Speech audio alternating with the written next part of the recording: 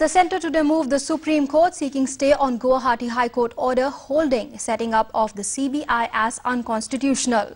The centre in its petition has sought urgent hearing of the petition, saying the High Court verdict would have widespread ramifications. The government has told the Apex Court that Gauhati High Court has erred in holding that the constitution of CBI was illegal. Chief Justice of India, P. Shivam, will hear the petition.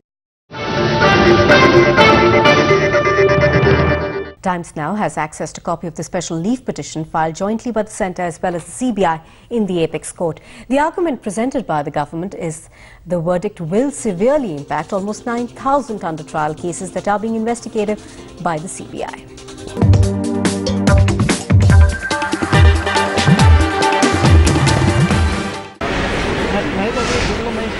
So are these politicians no longer tainted? After a Gauhati High Court order, the existence of India's 50-year-old investigating agency is itself in question. So far, I was only concerned about the functioning of CBI, which was politically motivated. That there is an argument of illegitimacy has come to me as a surprise. Experts say that if the top court, which is itself monitoring the CBI's investigation into the Colgate and 2G cases, does not stay the Gauhati court's order, the CBI's ongoing investigations and charge sheets may all be questioned. बहुत अजीबोगरीब बात है कि 40-50 वर्ष के बाद इसने ये कहा है कि ये पुलिस फोर्स भी नहीं है. Big relief for the CBI. The Supreme Court has just stayed the Gauhati High Court order, which had declared the CBI as unconstitutional and illegal. In fact, the Supreme Court said they are concerned about all the cases which are on trial.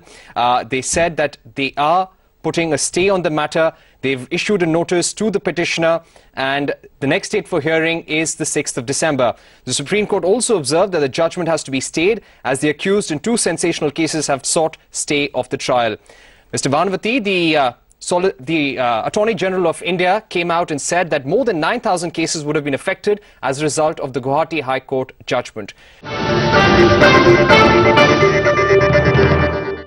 judgment of the division bench of the Gauhati High Court had effectively held that the CBI had no legal status, as a result of which not less than 9,000 cases would have been affected. There are 1,000 investigations which are going on. There are 6,000 people who are working with CBI. And as you probably know, several people were trying to take advantage of this to impact pending trials. Therefore, it was extremely necessary for us that we moved as fast as possible. We got the judgment yesterday. We worked on it overnight. We filed the SLP this morning. And the Chief Justice was good enough to give us an urgent hearing today at 4:30 at his residence. We argued that the division bench of the Gauhati High Court had asked the wrong questions, proceeded on the wrong premises, and come to the completely wrong conclusions.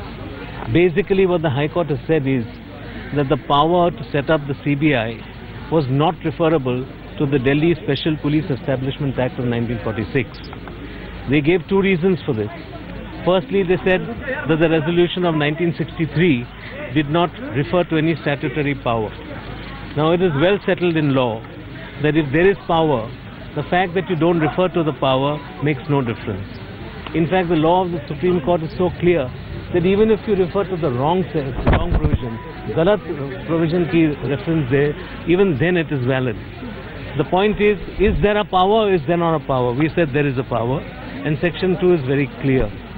The second point is that the High Court said that this can only be done by way of delegated legislation. We have argued that this is a complete misunderstanding of the concept of delegated legislation. Delegated legislation as a concept does not apply in this case. It is a question of executive empowerment.